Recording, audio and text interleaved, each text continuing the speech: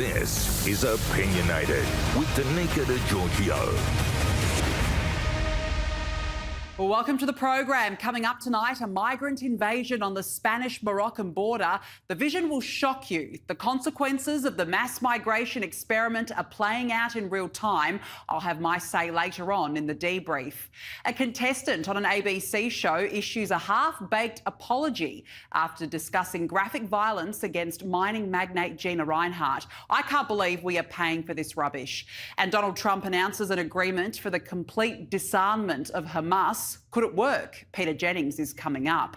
But first tonight, as if we needed another reason for a COVID Royal Commission in Australia.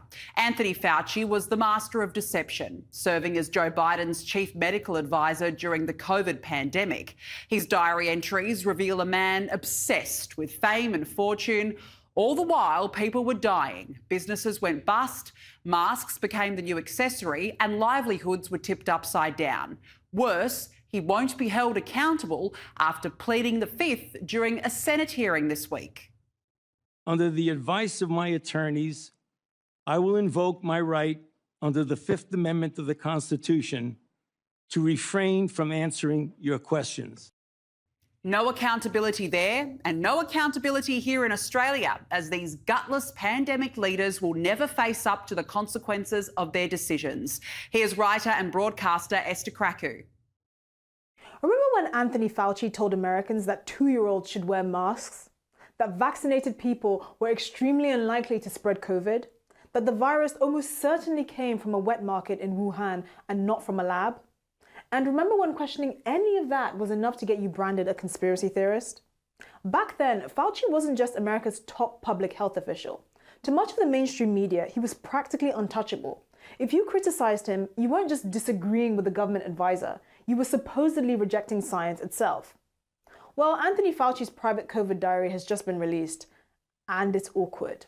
The 1,100-page diary was made public ahead of Fauci's appearance before Senator Rand Paul's committee, and it paints a very different picture from the one the American public saw during the pandemic. For starters, Fauci seems completely fascinated by his own celebrity. He records calls from politicians asking for his advice, celebrities wanting to meet him, standing ovations in restaurants, glowing newspaper profiles, and at one point even writes that he was probably the most famous and most talked about person in the world. But that's not the most revealing part. The diary suggests there was far more uncertainty behind the scenes than Fauci ever admitted publicly. Take the lab leak theory, for example.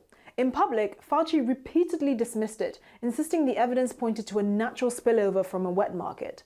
But in his private diary, he writes that while some scientists supported that explanation, others believed deliberate insertion in a laboratory was possible. He even noted that the question couldn't simply be dismissed and needed further investigation.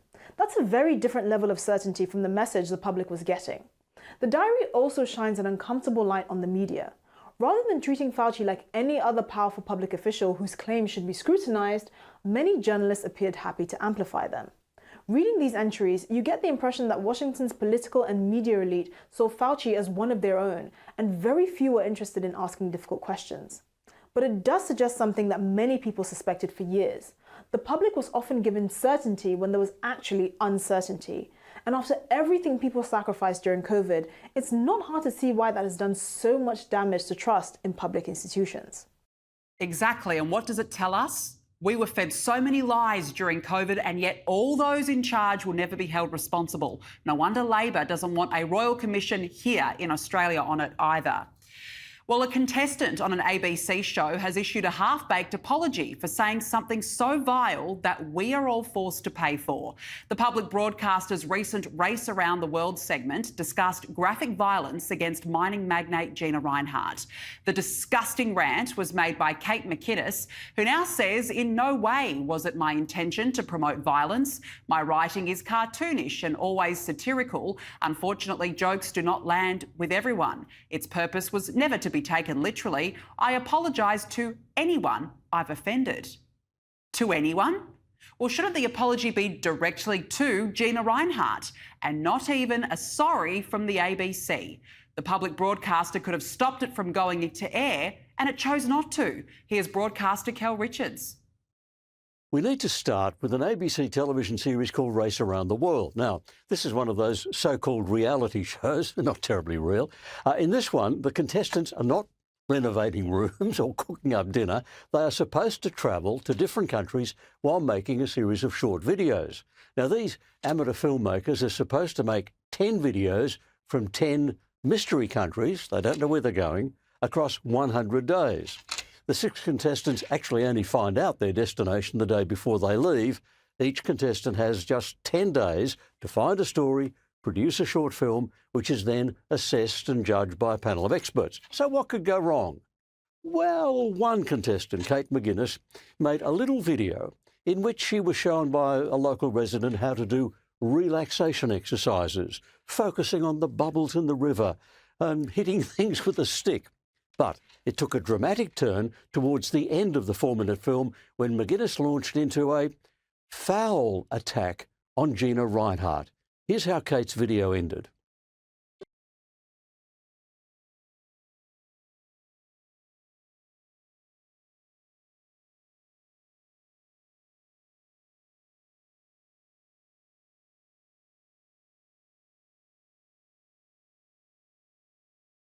Now, a little thought experiment. Imagine for a moment you are an ABC executive producer and you have to decide whether to screen on national television that moment that you've just seen, which wishes that Gina Reinhardt would suffer a violent, painful and humiliating death. Would you say, oh, yes, that's just fine, just the sort of thing we want? Or would you go back to the contestant and say, re-edit your video, taking out the violence threatened against a prominent woman? Well, we know what the ABC did, don't we? They gave it the big thumbs up, that's okay. And when it went to air, the judges in the studio claimed to find the violent content thigh-slappingly funny. But when the storm of criticism broke, the ABC refused to apologise, saying it was, quote, intended to be satirical in tone and considered to be editorially justifiable within the context of the program. So, fantasising about a violent, painful, humiliating death on a prominent Australian woman was justified as, quote, satire. Well, that raises the question, what is satire? Now, I checked every major dictionary. I have access to all of them. And every major dictionary says pretty much the same thing. Something along the lines of this. Satire is criticising people or ideas in a humorous way. All the dictionaries agree on those 2 points, that satire is humorous and it is critical. But did you see any criticism of Gina Reinhardt there? No, no criticism. They didn't say, here's what's wrong with her. They just fantasised about violence towards her. No reason given, no criticism made. Just an assumption that a woman who supports conservative politics deserves a violent death. Did you see any humour there? Did I hear you chuckling in your lounge room? No, even the slightest hint of a joke.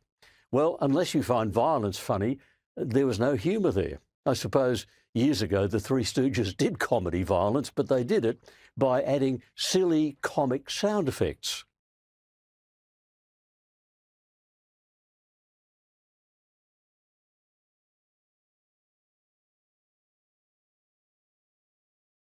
Now, I've got to admit, when I was a kid, I laughed at that stuff. But there's none of that here. There's no humour in the violence. There's just violence. So there you are. Dear ABC, your defence is satire, but this video had no criticism and no humour, so it was not satire. Your defence, dear ABC, has been blown out of the water. Your emperor has no clothes. You have taken $1 billion of taxpayers' money and used it to violently mock a prominent conservative woman. You've now referred this to your own internal ABC ombudsman, but perhaps, dear ABC, you'd be better advised to apologise quickly and get out of this before you dig yourself into an even deeper hole. If it had been a comment by any of us or from a right-wing conservative commentator or politician, I mean, can you imagine the left's outcry? And yet we're forced to pay for this tribe. Now, what's the old saying, putting lipstick on a pig? Well, that's exactly what happened in Victoria this week when Ben Carroll took over as Premier from Jacinta Allen. Same Labor brand, different leader. How much is really going to change between now and the upcoming state election? Not much, according to Senior Fellow and Chief Economist at the Institute of Public Affairs, Adam Crichton. When it came out that Ben Carroll was the new Victorian Premier this week, I started writing a newspaper column about the 5 things that he really needed to do if he was to have any chance of winning the state election in November this year. Now, just after a few days, he'd already started at least 3 of them, which is pretty good going. The first was, of course, ordering a royal commission into the CFMEU and organised crime in Victoria's construction industry, with fairly broad terms of reference that could even see Dan Andrews and Jacinta Allen front up at some point. Now, the second was abandoning the Allen government's deeply misguided work-from-home laws. Of course, government should be making it easier to create jobs and investment, not telling businesses how to run themselves. And from the 1st of September, as the legislation currently stands, workers could go to their boss and say that they want to work from home for 2 days a week, and the business would not have any choice in the matter. That was complete madness. Now, the third thing is reconsidering at least parts of the suburban rail loop, which will cost probably hundreds of billions of dollars. And of course, it never really passed a serious cost-benefit analysis either. And it's worth pointing out too that the population projections that that project was based on are probably not going to come true with the rise of One Nation. So anyway, credit where it's due. It's been a better first week than I thought for the new Premier, but there's still lots to do. Victoria has one of the highest tax burdens in the country. It's already the hardest to do business in. That's according to the Business Council of Australia. It's got the highest payroll tax when you include the COVID levies and the wellbeing levies of 5.85% for all businesses with payrolls over $10 million. It's got the highest jobless rate in the country at 5.1%, and net debt in that state has gone from $44 billion just 6 years ago to $200 billion by 2030. That is the forecast in the latest budget. Now, that means the annual interest bill by 2030 will equate to about 1/4 of the state's own tax revenue, which is pretty extraordinary. And of course, that's money that could be going to hospitals, schools and police. And the public sector is completely out of control. For instance, the Department of Premier is currently advertising for a multicultural coordinator general on a salary range of between $344,000 and $400,000 a year. The number of executives in the public sector has tripled roughly to 1,902 in just 10 years. And the unions feel so emboldened that teachers are striking for a 28% pay rise, which would be very nice. Very nice indeed. The new Premier should also scrap the divisive treaty and First Nations Assembly, which has already cost hundreds of millions of dollars. And of course, Victorians specifically voted against the voice in the recent referendum. Then, of course, there's the state's emerging energy crisis. There is no way that the government will be able to turn off its coal-fired power stations as it has currently promised to do from 2028. And we should really have an inquiry into COVID too, actually, while we're at it. So the new Premier has made an encouraging start, but there's still a lot to do with just a few months before polling day. And I think the winner out of this week has been the Liberal Party in Victoria. Let's see what happens. Well, Donald Trump has vowed to beat the effing S out of Iran in response to a surprise Iranian missile attack on a US base in Jordan. Meanwhile, the US president has announced an agreement for the complete disarmament of Hamas, calling it a critical step toward a new Palestinian government in Gaza. Here's News24 defence analyst Peter Jennings. The breaking news this morning was President Trump's announcement of the complete disarmament of Hamas. That was part of ongoing peace negotiations over Gaza. I don't believe that Hamas is genuinely committed to handing over all its weapons. More likely, this is a tactic on the part of the terror group. They're looking for a break. They want to see the Israel Defense Force withdraw, and they can smell international money. So let's be cautious about how realistic this really is. Nothing should be taken at face value from Hamas.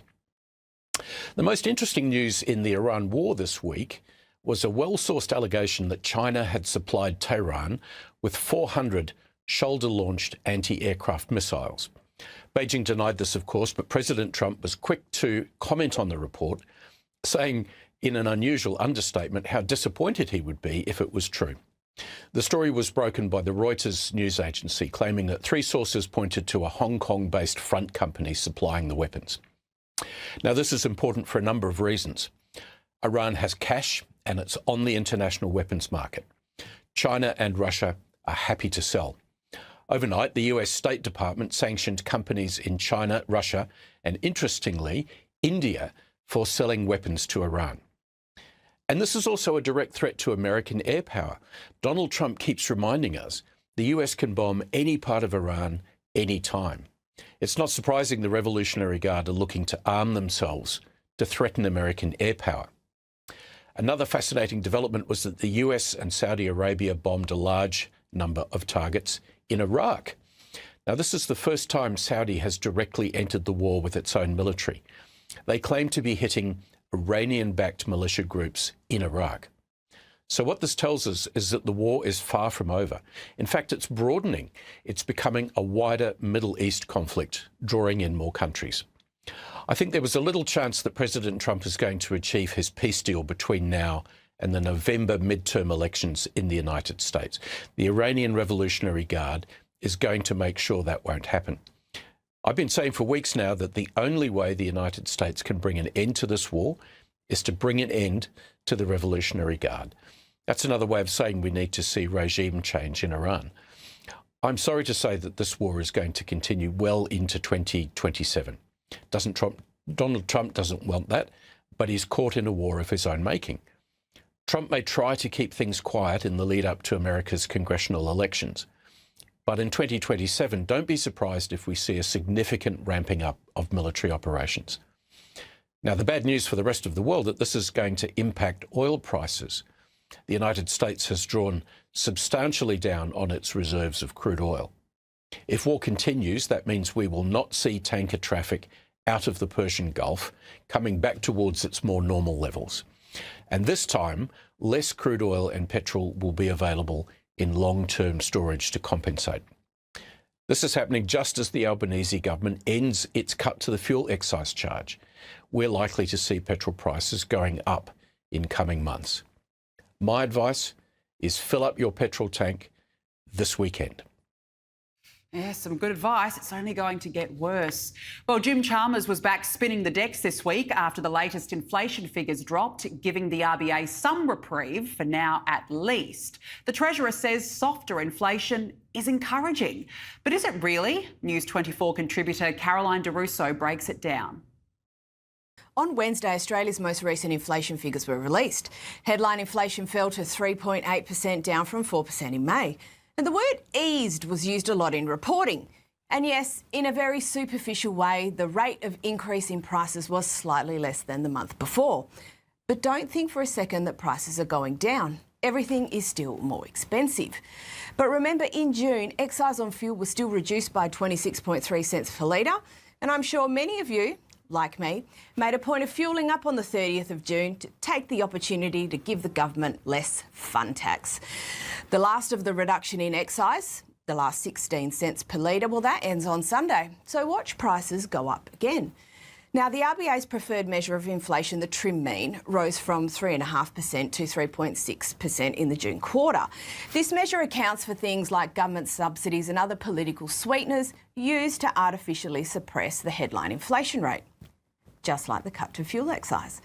And while inflation remains well above the RBA's target of 2.3%, both of these results were actually below expectations. A relief in one sense, but hardly cause to celebrate. We are still losing purchasing power by the day. And when inflation expectations remain high, it becomes more difficult to put the actual inflation genie back in the bottle.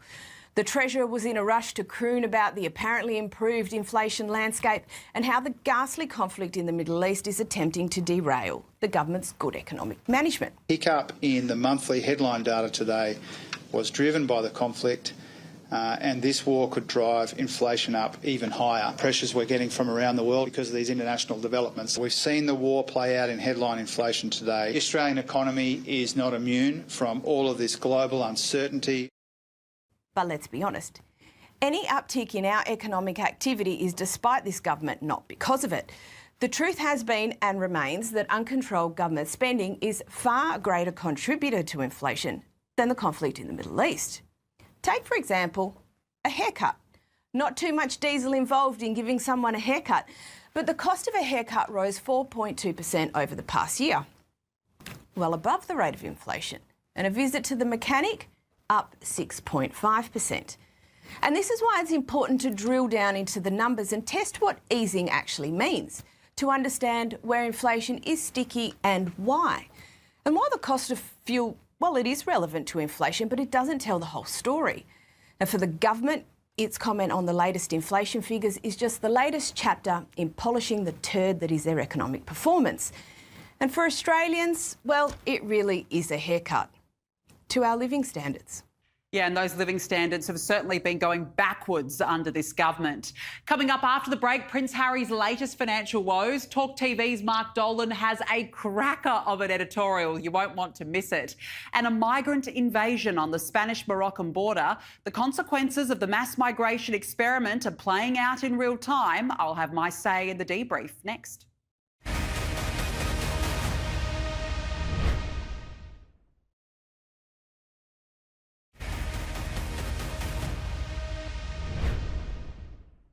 Welcome back. Could the Montecito mansion soon have a for sale sign in front of it? Harry and Meghan are facing a devastatingly large legal bill after the Duke lost his legal case against the Daily Mail.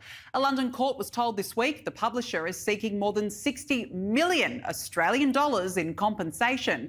Talk TV host Mark Dolan says it's all over for the grifters. Danica, I have a simple question. Is Prince Harry right in the head? I'm in front of the Royal Courts of Justice in central London, and of course we know that he's lost yet another legal action, this time against the publishers of the Daily Mail. But the problem we've got is that Harry is always suing people and always losing. So he had a legal battle with the British government for armed royal security, which in my view is nothing to do with safety and everything to do with him wanting to have royal status when he's in the UK. He wants the cop cars, he wants the helicopters, the police outriders, the blue lights. He wants to jump through the traffic lights when they're red. I'm so sorry, Harry, but Taylor Swift, you are not. Then he starts legal action against the publishers of the Mail on Sunday a couple of years ago, changes his mind halfway through because he knows he's going to lose, and has to settle out of court to the tune of 3 million Australian dollars. So having lost 2 major court cases, any normal person would think, OK, I'm done. Not Harry, hold my beer, let's go back. And this time, he loses categorically and completely, and decides afterwards to attack the verdict as a complete whitewash, therefore bringing into disrepute the entire legal system, which is represented by his father, the king, and effectively questioning the integrity of the judge, Mr. Justice Nicklin. The problem is that Mr. Justice Nicklin is the same man that will decide whether Harry is responsible for unlimited legal expenses, both his own and those of the Daily Mail. Harry's in trouble, and the thing that lets him down is his brain. If he's got one, Danica, is Harry right in the head? I think that question answers itself. Yeah, it certainly does. And the answer is absolutely not. Good one, Mark, as always. Well, now it is time for the debrief. Europe has fallen. I'm about to show you the consequences of the mass migration, open borders, multiculturalism experiment. This is Spain's North African enclave of Ceuta, where thousands of migrants have invaded the coast, breaching Morocco's border.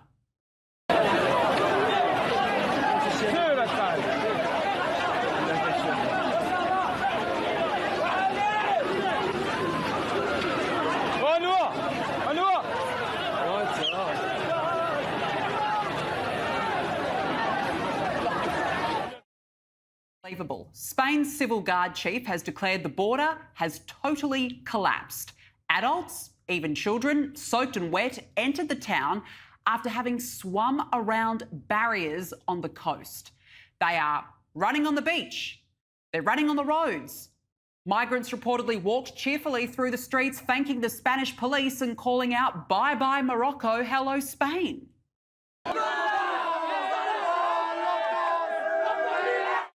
This, migrants were seen climbing over barbed wired fences, practically swinging off them as if they were monkey bars. I mean, this resembles the third world. This looks like Somalia or Nigeria. It is utter madness. It's chaos. It is carnage. And at least 9 people have died. Now, it comes after more than 1,500 migrants arrived in Ceuta by sea over the past week alone. And this is indeed an invasion. How would this ever be accepted in any civilised nation anywhere else in the world? But we shouldn't be shocked by this. Spain is in a diabolical immigration crisis of its own making after the government unveiled a mass amnesty plan to grant legal status to illegal migrants. Nearly 1.2 illegal migrants in Spain have already submitted applications over recent months to receive this legal residency. So we're talking work permits and other benefits, and of course, likely paid by the taxpayer. It even led to a rush of Pakistani migrants in Barcelona filling out their paperwork. And why wouldn't they? In January, the Spanish Prime Minister Pedro Sanchez hit back at the criticism of his immigration policies. Some say we've gone too far, that we're going against the current. But I would like to ask you, when did recognizing rights become something radical? When did empathy become something exceptional? Spain is above all a welcoming country, and this is the path we choose. Well, what could possibly have gone wrong? I mean, he said they chose this path and now you lie in it. The consequences of mass migration, open borders, multiculturalism, they're playing out in real time in Ceuta. This illegal migrant even told a local Spanish TV station that he fled Morocco because he is linked to a murder case. And how many others are also facing criminal charges? Many will now likely make their way across Europe, possibly even into the UK to enjoy the welfare benefits that come with it. The Italian Prime Minister Giorgio said the images coming out of Ceuta are striking and demonstrate once again that uncontrolled illegal immigration poses a concrete threat to the security of Europe's borders. Italy will not stand by and watch. We are prepared to intervene with extraordinary measures to defend the borders and the safety of citizens, including the suspension of the Schengen area with Spain. Countries need borders. Now, right-wing leaders like former Hungarian Prime Minister Viktor Orban, Marine Le Pen's National Rally Party, they've warned about this for years and they've been ignored by left-wing leaders in favour of multiculturalism, or as they like to call it, humanitarianism. Now, a few months ago, the European Union agreed to a deal to allow countries to send migrants ordered to leave the bloc to third country return hubs. But gee, you're about 10 years too late. Spain is finished, Europe is too far gone, the UK is in a disaster, and it's all because governments have pursued a multicultural agenda because, of course, diversity is our strength. The West needs to be saved from itself. That's all we've got time for tonight. James Morrow is up next with the US Report.